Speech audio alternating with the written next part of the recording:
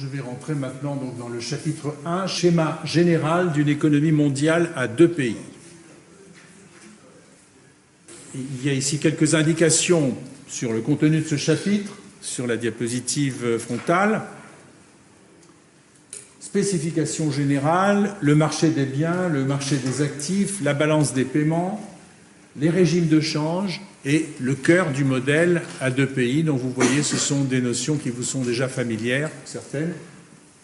Marché des biens, marché des actifs, ce sont des choses qui vous sont familières. D'autres sont nouvelles. On va parler par exemple de balance des paiements, ça n'existait pas en économie fermée. Donc, je vais ouvrir cette partie très importante que je trouve au moins aussi importante que la première. C'est pour ça que j'ai consacré à peu près le même temps d'exposition pour les 2 parties. Nous sommes arrivés à la moitié du cours et j'aborde maintenant la partie économie ouverte ou économie internationale.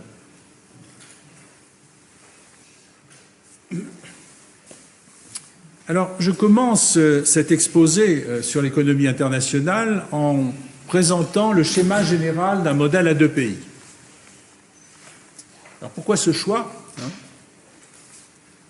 En fait, c'est un choix qui m'est dicté à la fois par la nécessité de prendre en compte, de discuter de choses essentielles en économie internationale, et en même temps à rester, l'autre considération, c'est de rester dans une relative simplicité. C'est-à-dire que je ne vais pas traiter, par exemple, vous pourriez me dire 2 pays, pourquoi 2 pays ? Parce qu'en réalité, 2 pays, ça suffit pour analyser le problème des interactions, les principaux problèmes d'interaction internationale. Et ce qu'on apporte si on prend plus que 2 pays, c'est-à-dire si on prend 185 pays, ou si on prend des régions, par exemple, ça recoupe un peu ce qu'on va dire à partir du modèle à 2 pays, les résultats spécifiques qu'on obtient dans des modèles à N pays, c'est très peu de choses par rapport à ce qu'on obtient déjà dans le modèle à 2 pays. Pourquoi ? Parce qu'en fait, je vais tenir compte de faits stylisés fondamentaux qui sont très importants et qui sont communs à ces modèles à 2 pays comme au modèle à N pays ou à plusieurs régions. Le fait important est le suivant, c'est qu'on est dans un monde dans lequel l'économie mondiale est une économie fermée. C'est même la seule économie fermée qu'on connaisse. Maintenant, toutes les économies nationales sont ouvertes les unes sur les autres. Par contre, l'économie mondiale est une économie fermée et elle le restera pour longtemps. Nous n'avons pas encore établi de relations économiques avec des extraterrestres. Donc jusqu'à maintenant, l'économie mondiale est fermée et je vous dis qu'elle le restera pour longtemps. C'est un point important parce qu'on l'oublie trop souvent. C'est un point important parce que nous avons dit un certain nombre de choses sur l'économie fermée que nous pourrons reprendre ici, sachant qu'il y a bien une économie fermée dans notre modèle, c'est l'économie mondiale. En revanche, les 2 pays que je vais considérer, je vais les considérer comme ouverts et je vais pousser cela à l'extrême, c'est-à-dire que je vais les considérer comme parfaitement ouverts, à une petite exception près que vous allez tout comprendre dans mon exposé. Je vais considérer que, par exemple, sur le marché des biens, les résidents du pays que l'on appelle l'économie nationale peuvent se procurer autant de biens qu'ils le souhaitent, qui sont produits par des entreprises opérant dans l'économie dite étrangère, et réciproquement. De même, sur le marché des titres, je vais supposer que les résidents nationaux peuvent souscrire autant qu'ils le veulent de titres du gouvernement étranger et réciproquement. Les étrangers peuvent souscrire autant de titres qu'ils le veulent émis par le gouvernement national. Donc, si vous voulez, c'est une ouverture totale que je vais supposer. Bien entendu, vous pourriez me dire « Ah, mais c'est pas exactement comme ça. » Oui, très bien. Mais une fois que vous aurez vu les conséquences de l'ouverture, c'est très facile de comprendre ce qui se passe quand il y a des imperfections de l'ouverture. Il faut simplement comprendre qu'est-ce que ça veut dire ouvrir l'économie. et quelles sont les conséquences. Et là, je tiens compte à la fois de l'ouverture proprement dite de l'économie et je tiens compte du fait qu'il y a deux économies semblables. Ce n'est pas simplement l'ouverture sur le monde extérieur.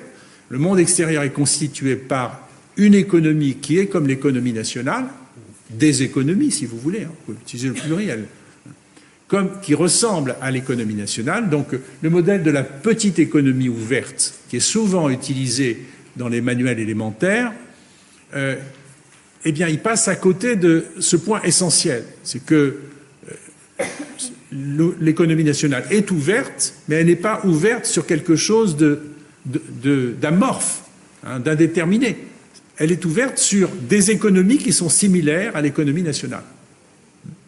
Et en revanche, ces deux économies sont bien contenues dans le même monde qui, lui, est fermé. Il y a un autre aspect qui va apparaître comme important à un certain moment, c'est que je vais considérer, puisque je vous parle du monde réel et non d'un monde imaginaire, je vais considérer que l'économie mondiale, qui est fermée, ne comporte pas de gouvernement. Il n'y a pas de gouvernement mondial. Il y a simplement des gouvernements nationaux. Donc les deux pays qui sont introduits dans mon modèle comportent un secteur privé et un secteur public, mais il n'y a pas de gouvernement mondial. Enfin, le monde est fait comme ça.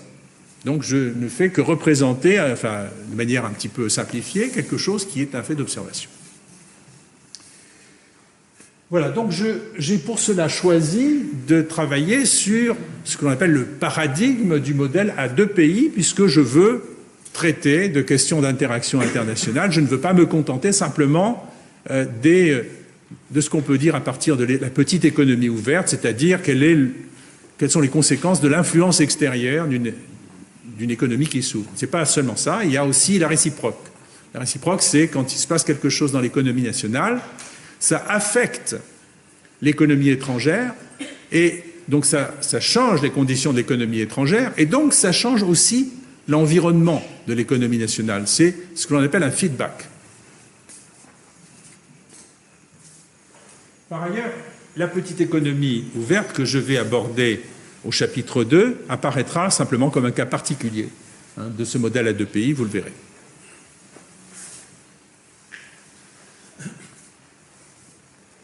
Alors, une des raisons de la complexité, mais vous allez voir qu'on va s'en sortir, de ce modèle, c'est que autant on était dans un format réduit et très simple pour l'économie fermée, avec deux secteurs et trois marchés.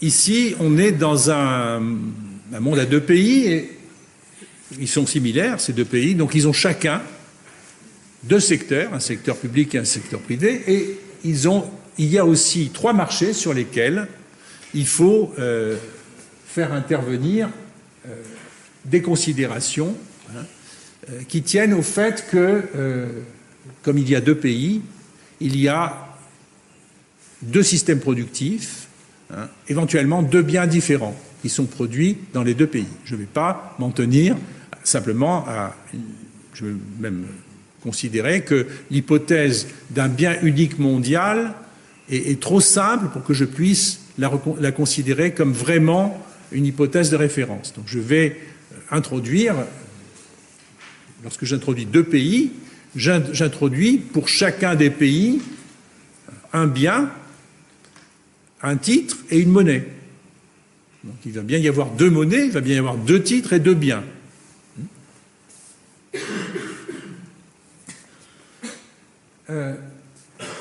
Alors c'est ça qui va constituer la première difficulté. La première difficulté, c'est que j'ai au fond une complexité qui tienne à la combinaison de ces secteurs, pays, marchés.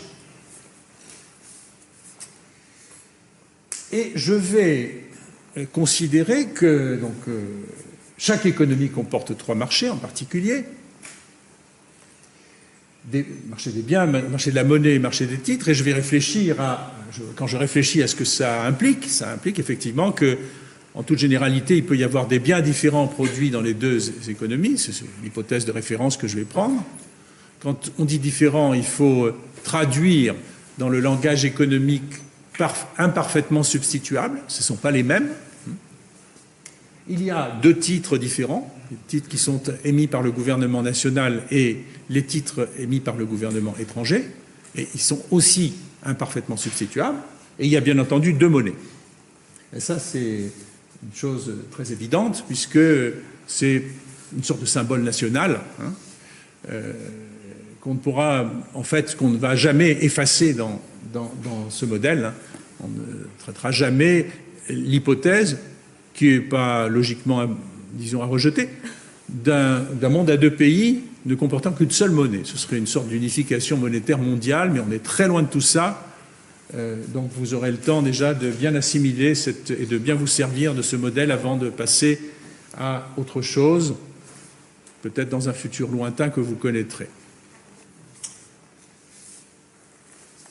Donc voilà, les deux économies sont parfaitement ouvertes l'une sur l'autre, sur le marché des biens et sur le marché des titres au moins. Sur le marché de la monnaie, je vais prendre une hypothèse un tout petit peu différente. Mais sur le marché des biens et sur le marché de la monnaie, je vous ai déjà dit ce que ça signifie. Les résidents peuvent, les agents nationaux, peuvent acheter autant de biens étrangers qu'ils le souhaitent, et les agents étrangers peuvent acheter autant de biens nationaux qu'ils le souhaitent. Alors vous avez vu que j'ai également introduit une habitude qui consiste à appeler ces deux pays l'économie nationale et l'économie étrangère. Il y a une économie que je vais appeler nationale et une autre économie que je vais appeler étrangère. Ceci pour me situer dans cet espace économique, mais bien entendu, c'est parfaitement symétrique. Si je me place du point de vue de l'économie étrangère, c'est la même chose, mais renversée. Donc pour l'économie étrangère, pour les agents étrangers, leur économie, c'est l'économie nationale, et nous sommes des étrangers. Donc, c'est parfaitement symétrique, mais la macroéconomie internationale procède comme ça. Elle procède en se plaçant du point de vue de l'économie nationale, en considérant que l'économie étrangère est une économie qui est similaire à l'économie nationale, et les résultats que nous allons établir, ils sont établis dans ce point de vue. Évidemment, ils sont transposables. C'est-à-dire que ce que je vais dire pour l'économie nationale peut être transposé pour l'économie étrangère. Je ne vais pas dire deux fois la même chose. Je vais utiliser une notation qui est très pratique. Je vais désigner l'économie étrangère par une étoile, star, et l'économie nationale, je vais utiliser l'absence d'étoile, blanc si vous voulez. Donc je vais utiliser, si vous voulez, un indice qui prend deux valeurs, star ou blanc. Donc, soit l'économie nationale blanc, soit l'économie étrangère star.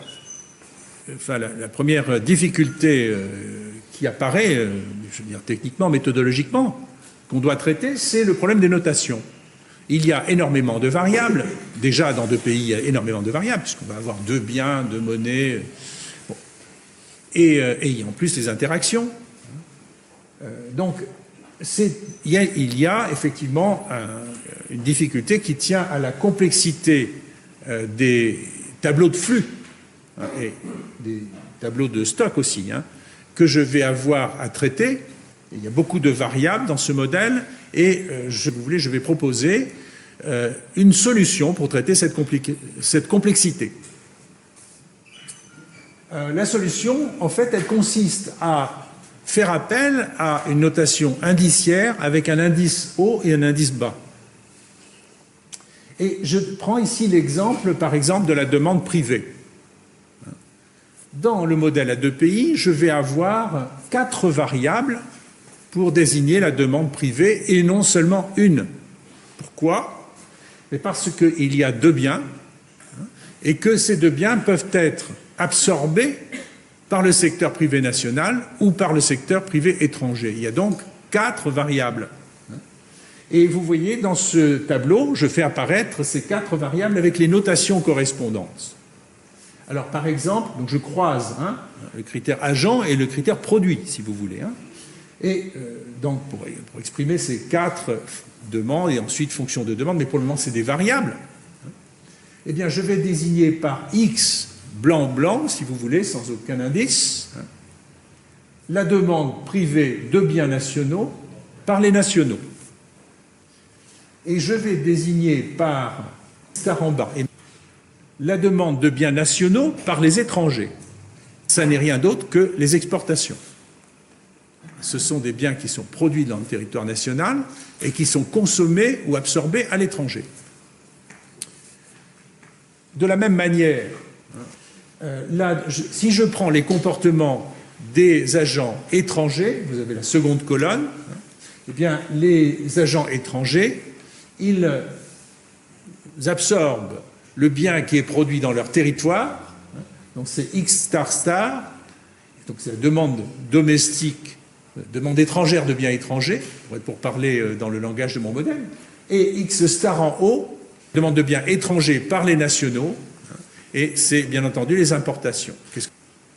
Donc ici vous avez 4 possibilités, X star en haut, X star en bas et X star star. Donc si vous voulez, l'indice qui est en haut désigne le lieu de production du produit, et l'indice qui est en bas désigne où se trouve l'agent qui absorbe.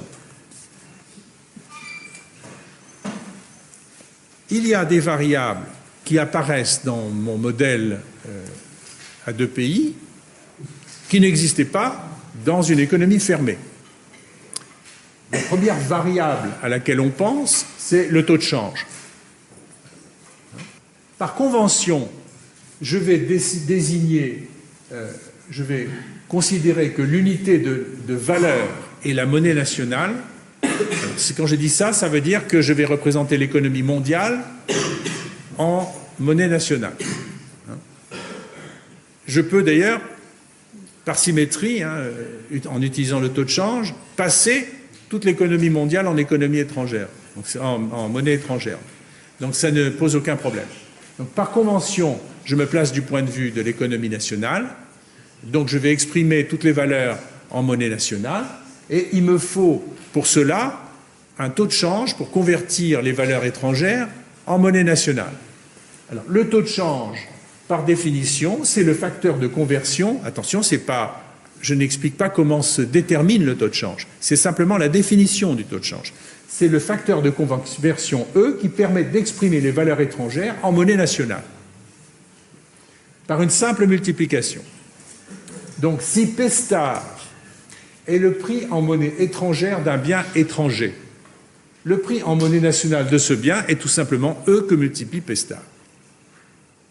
Ce sont des choses simples.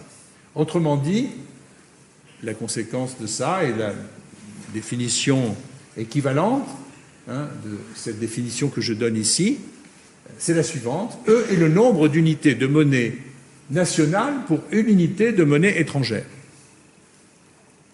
Une autre définition alternative, qui est encore équivalente, ce sont des définitions équivalentes. Le taux de change E, c'est le prix de la monnaie étrangère. Donc le nombre d'euros pour $1 si je suis dans l'eurozone et que j'achète des dollars. Nombre d'euros pour $1.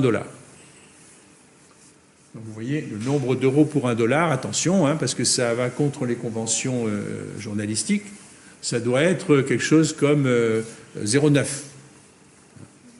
Et le nombre de dollars pour €1, ça doit être 1,1. D'accord ? Attention. Alors avec cette définition de E, la variation positive de E, DE positif, est une dépréciation de la monnaie nationale. Lorsque E augmente, la monnaie nationale se déprécie. S'il faut plus de monnaie nationale pour une unité de monnaie nationale, de monnaie étrangère, c'est que la monnaie nationale s'est dépréciée. Je vais maintenant préciser ce que j'appelle quelques spécifications générales. Quelques variables importantes. Je viens d'introduire le taux de change nominal, mais le taux de change de cours, c'est le taux de change nominal. Je viens de définir cette variable qui n'existait pas en économie fermée, mais qui existe dans le modèle à deux pays parce qu'il y a deux monnaies. Et je vais introduire quelques variables nouvelles aussi qui n'existent pas dans l'économie fermée, mais qui vont apparaître dans une économie à deux pays ouverte. Et je vais discuter aussi des spécifications générales.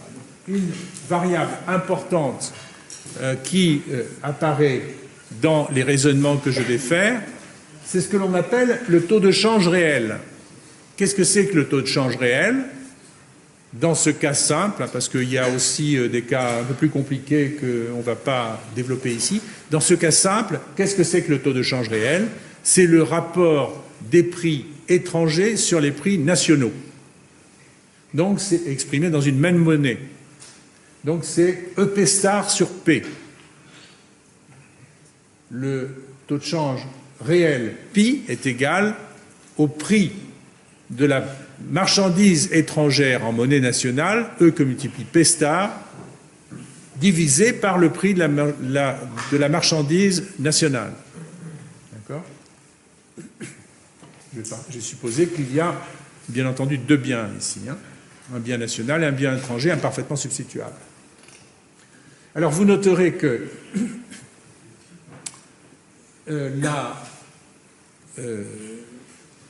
vous noterez d'abord que cette valeur, enfin le taux de change réel, cette variable, est indépendante du choix de l'unité monétaire. Si vous faites le rapport des prix en monnaie étrangère, ce sera P star sur P divisé par E.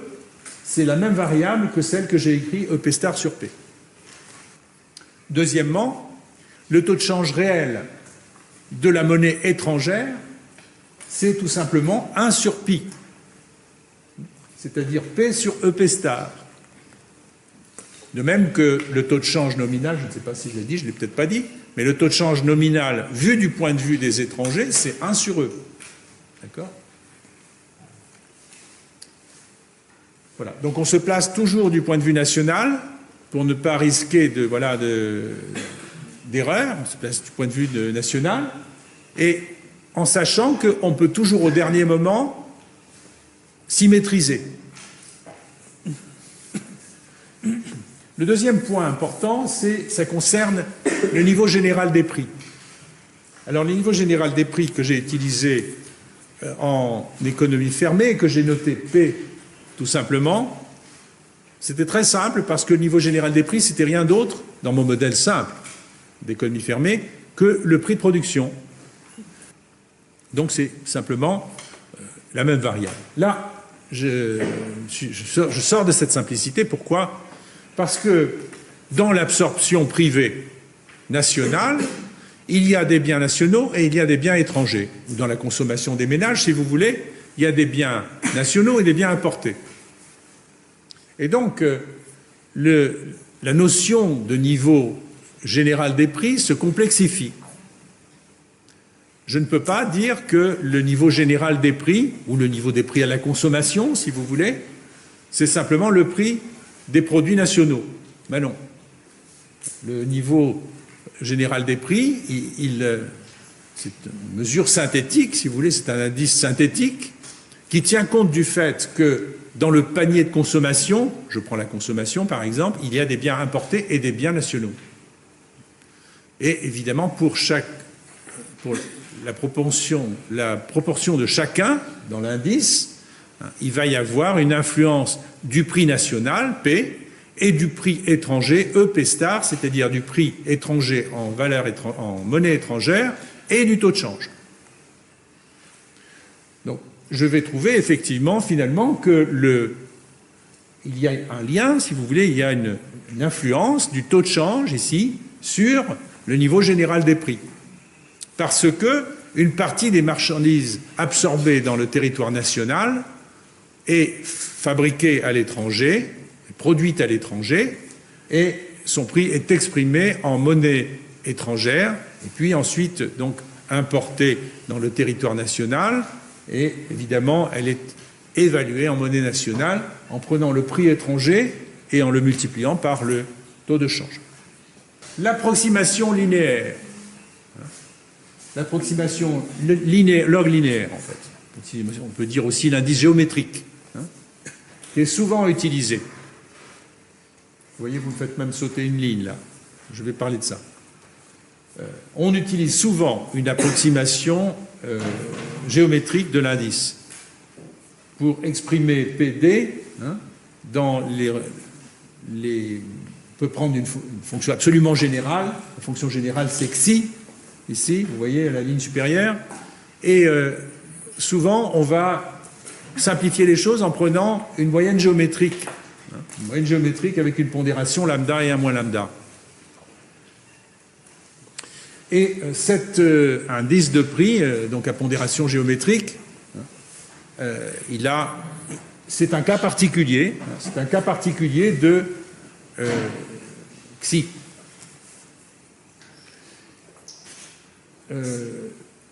En fait, dans la formule qui est indiquée ici, lambda et 1 moins lambda sont les poids géométriques attribués respectivement aux prix nationaux, au prix du produit national et au prix du produit étranger.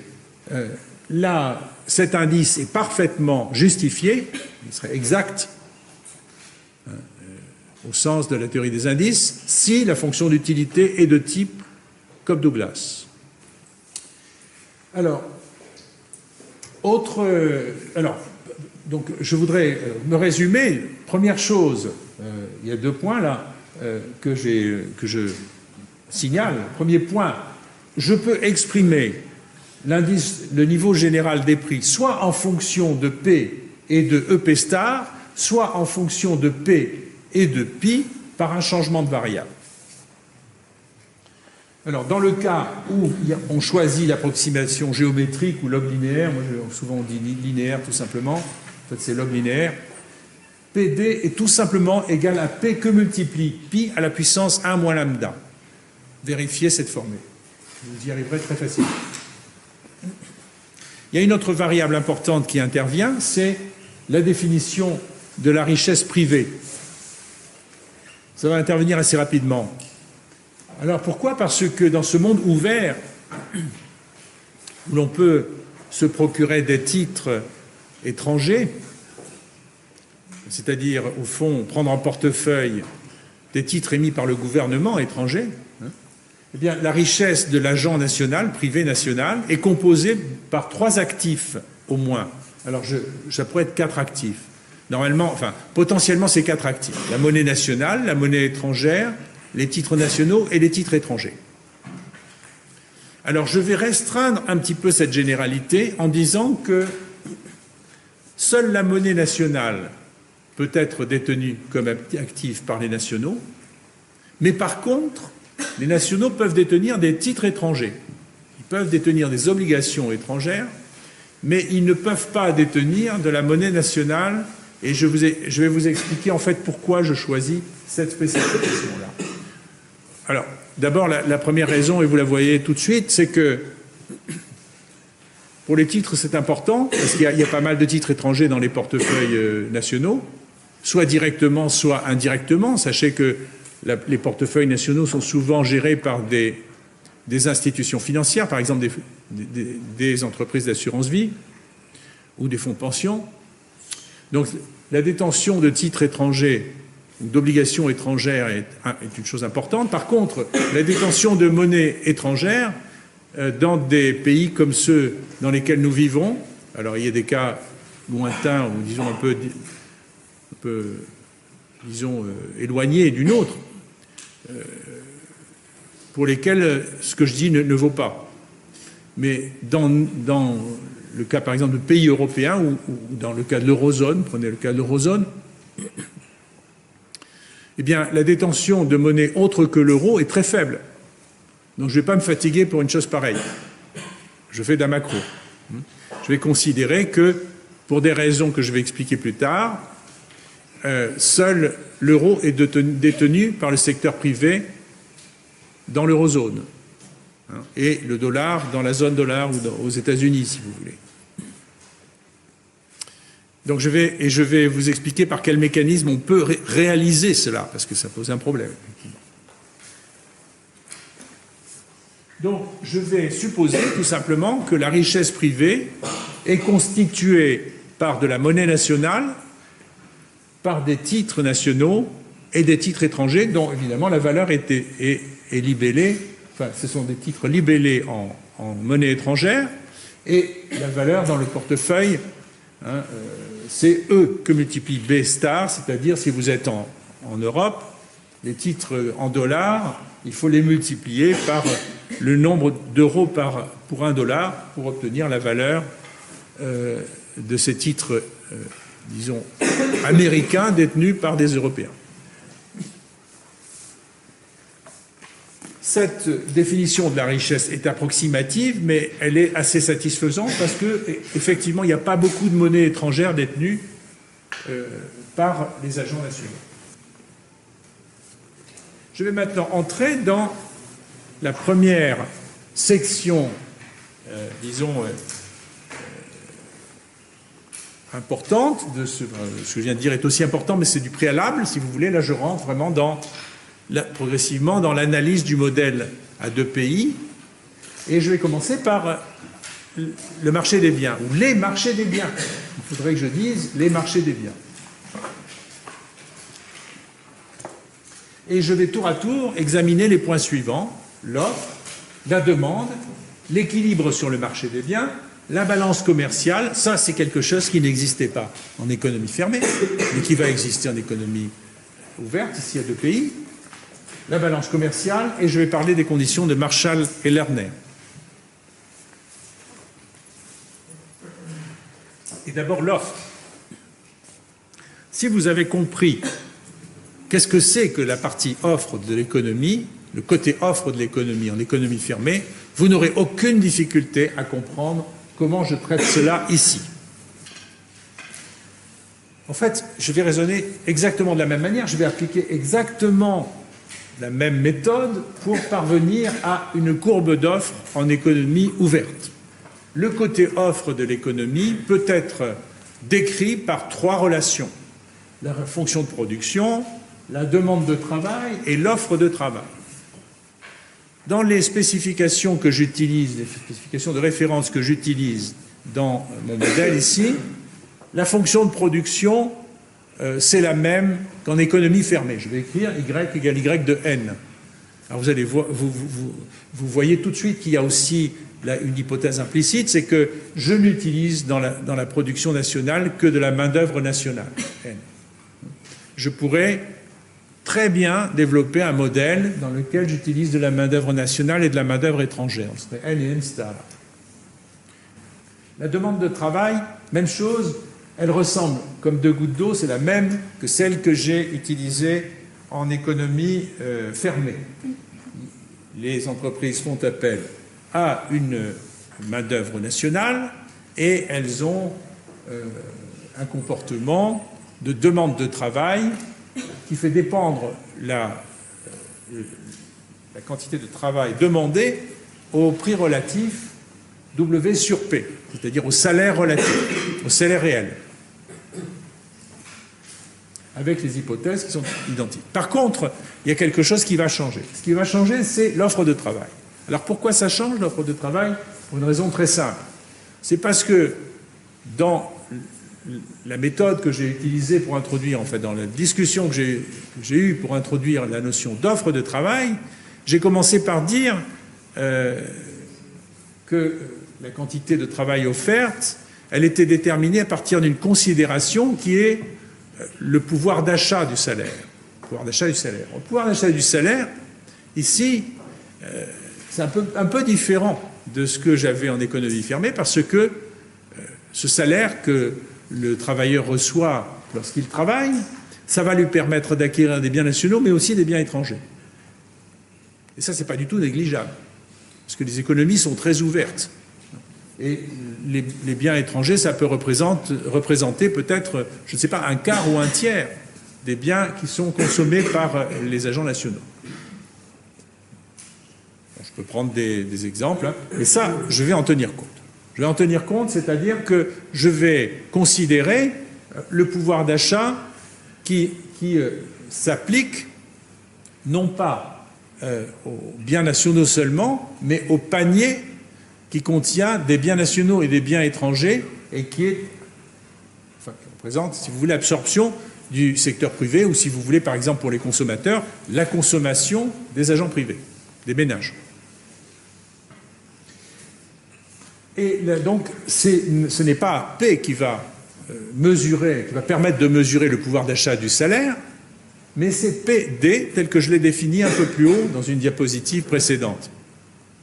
Le niveau général des prix qui tient compte à la fois des prix nationaux et des prix étrangers. Lorsque les prix étrangers croissent, pour une raison quelconque, soit parce que les prix libellés en monnaie étrangère croissent, soit parce que le taux de change s'est déprécié, eh bien, si les prix étrangers croissent, ça diminue le pouvoir d'achat des salariés. Alors, ça affecte le pouvoir d'achat des salariés parce qu'ils consomment des biens étrangers. Et réciproquement, si les prix étrangers diminuent, ça améliore le pouvoir d'achat des salariés. Donc, ce point, il est traité. C'est-à-dire que je fais dépendre l'offre de travail du salaire réel pour les travailleurs, c'est-à-dire du pouvoir d'achat qui se libère dans deux biens, là, qui s'exprime dans deux biens, pouvoir d'achat du travailleur exprimé à partir de l'indice du niveau général des prix. Alors ça veut dire que je vais faire intervenir dans la fonction d'offre l'indice PD qui, lui, je vous le rappelle, dépend de P, mais il dépend aussi du taux de change et de P star. Et je rentre dans des complications. Enfin, ce n'est pas très compliqué. Ce n'est pas très compliqué parce que ce que je fais dans la résolution qui figure ici pour arriver à mon offre agrégée, c'est la même opération que celle que j'ai faite en économie fermée, sauf que je vais aboutir à une relation entre P et Y, ça c'est la fonction d'offre, mais qui fait aussi intervenir le taux de change réel. Ça fait intervenir le taux de change réel. De manière particulière, plus particulière, ça fait intervenir le taux de change réel suivant la formule qui est indiquée ici. Donc, je vais avoir une courbe d'offre dont la position sur le plan PY dépendra du taux de change réel. Et elle va varier, cette position, en fonction du taux de change réel. Comment se déplace la fonction d'offre lorsqu'il y a une dépréciation réelle? Pi augmente quand il y a une dépréciation réelle. Eh bien,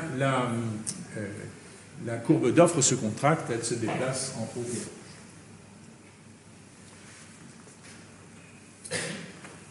Maintenant, je vais traiter la demande. Je viens de traiter la partie offre de l'économie, je vais traiter la demande.